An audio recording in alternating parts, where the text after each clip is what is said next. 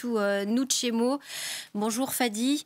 Vous êtes intervenu, je l'ai dit précédemment, dans la table ronde des jeunes. Vous êtes, je le rappelle, la présidente de Young African Aviation Professionals Association. Vous êtes passionnée du rôle que l'aviation devrait jouer pour le développement du continent africain. Vous avez un rôle panafricain. Vous dites que vous avez un grand besoin de l'aviation pour développer votre continent. L'Afrique a vraiment tout à développer. Certains pays ont déjà avancé. Par exemple, on a déjà des aéroports qui utilisent le solaire, par exemple, et mettent sur pied des mécanismes respectueux de l'environnement. Est-ce que vous pouvez nous donner quelques exemples concrets, Fadi? Bonjour Sophie, et une fois de plus, merci. C'est vrai que c'est la deuxième journée que je participe à ce colloque.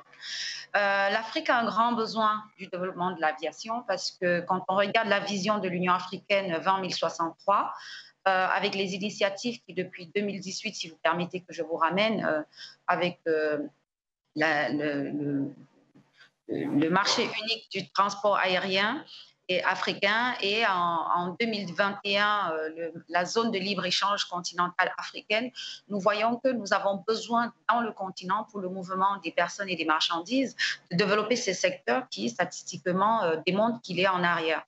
Avant la pandémie, on était en fait en train le monde entier se mobiliser pour voir comment redéfinir des stratégies de coopération avec l'Afrique. Les concessionnaires, comme je l'ai souvent dit, les coûts d'investissement pour nos pays, pour nos gouvernements sont tellement élevés que l'Afrique reste un grand marché pour ce secteur qui est l'aviation, tout en considérant la protection de l'environnement et la production des nouvelles technologies. Donc aujourd'hui, on voit en Afrique du Sud, par exemple, la Airport Company South Africa, AXA, qui a fait un grand progrès parce que la densité du transport aérien en Afrique du Sud est très élevée, contrairement à un pays comme le Cameroun, qui est mon pays d'origine, que des nouvelles technologies se sont déjà mises en place. On a par exemple George Airport, Garden International Airport, qui a opté pour l'énergie solaire.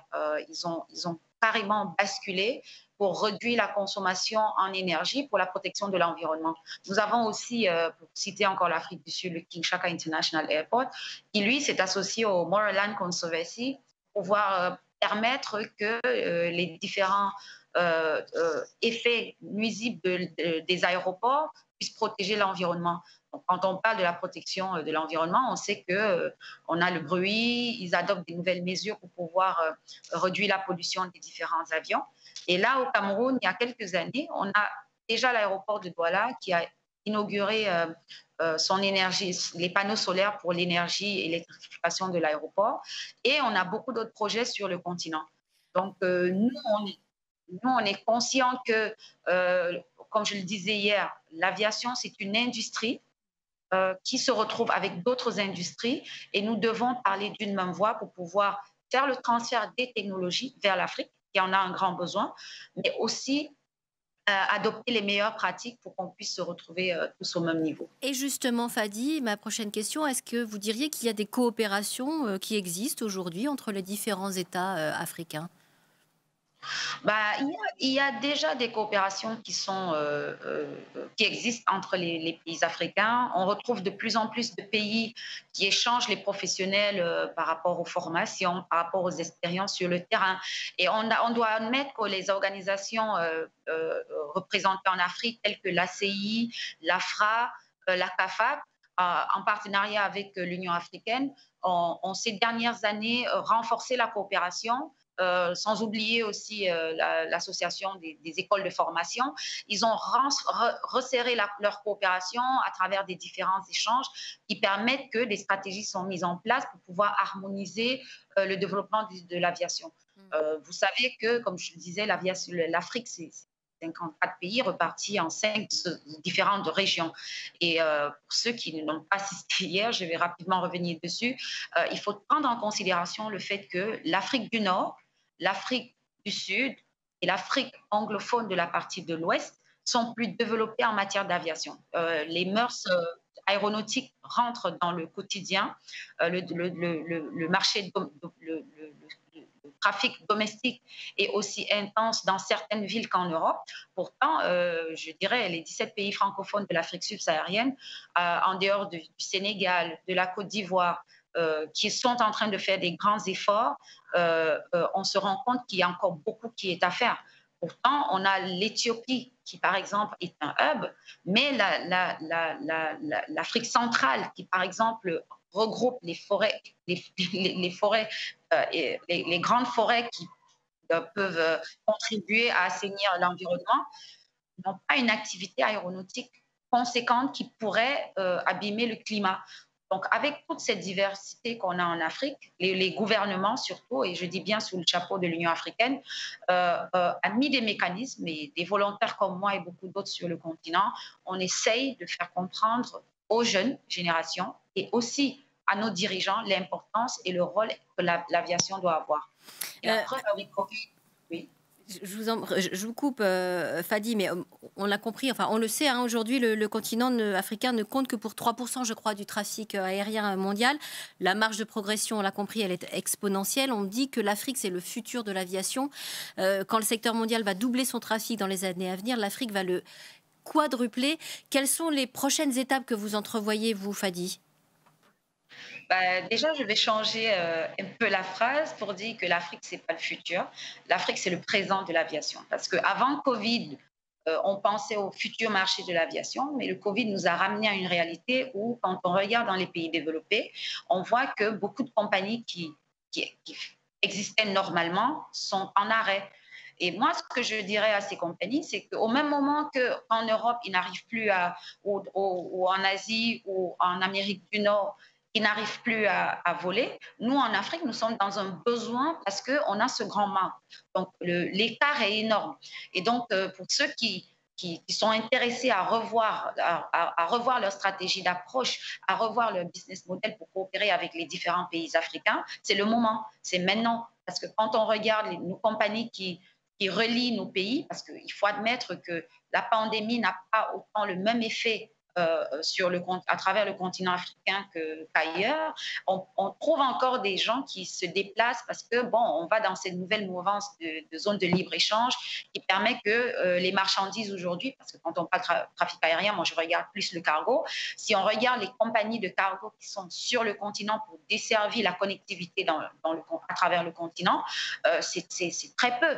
Donc aujourd'hui, pourquoi pas avoir une reconversion d'un nouveau marché qui est le cargo, qui rentrerait en droite ligne avec les politiques actuelles du continent de permettre aux échanges de marchandises intracontinentales. Et même si on fait appel aux technologies extérieures, on a aussi la possibilité de créer des grands hubs qui transporteront ces outils-là dans un pays africain pour ensuite le dispatcher vers les autres. Donc, je pense qu'on ne devrait plus dire que l'Afrique, c'est le marché futur, mais c'est le présent. Parce qu'il faut qu'on puisse être tous interpellés pour modifier cela. Alors, on l'a compris, hein, Fadi, vous dites et vous affirmez que vous avez besoin de l'aviation pour développer le continent africain. Pourquoi vous êtes-vous saisi de cette mission au sein de l'association Young African Aviation Professional Association? Et quel écho est-ce que ce message a auprès de la jeunesse africaine aujourd'hui? Je suis partie de mon exemple jusqu'à ce que je me retrouve en 2010 employée à la Cameroon Airlines Corporation. J'avais jamais pensé avoir un métier dans l'aérien. Et quand je vois le nombre de jeunes Africains qui pensent qu'il faut migrer vers l'Europe ou les pays développés, je me suis donné comme mission d'essayer de changer la donne, essayer de prendre mon expérience pour pouvoir changer les normes et interpeller les acteurs principaux de l'aviation. Parce que c'est une industrie qui a tellement d'opportunités dans tous les secteurs. Comme je le dis souvent, toutes les autres industries se retrouvent dans l'aérien.